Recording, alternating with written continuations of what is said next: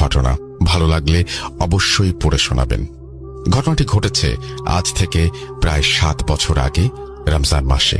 সালটা 2016। আমি একজন কুরআনের হাফেজ। তো রমজান মাসে আমাকে এক মসজিদে তারাবি নামাজের জন্য নেওয়া হয়। সঙ্গত কারণে সেই জায়গাটার নাম অনুল্লেখ থাকলো। তো আমাকে যে মসজিদে নেওয়া হয় সেই মসজিদটা ছিল এক অজপাড়া গাঁয়ের জঙ্গলের মধ্যে। দিনের বেলা যেতেও অনেকে ভয় পায় সেখানে। রাস্তার দুপাশে বহু বছরের পুরনো মেহগনি গাছ, বটগাছ শির উঁচু করে দাঁড়িয়ে আছে। ব্রহ্মপুত্র নদীর একদম কুল ঘেঁষে ঢাকা জামালপুর মেইন রোড থেকে নেমে একটা গোরস্থান পাড়ি দিয়ে সেখানে অনেকটা পথ হেঁটে যেতে হতো।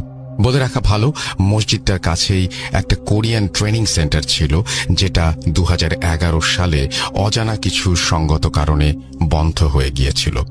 তার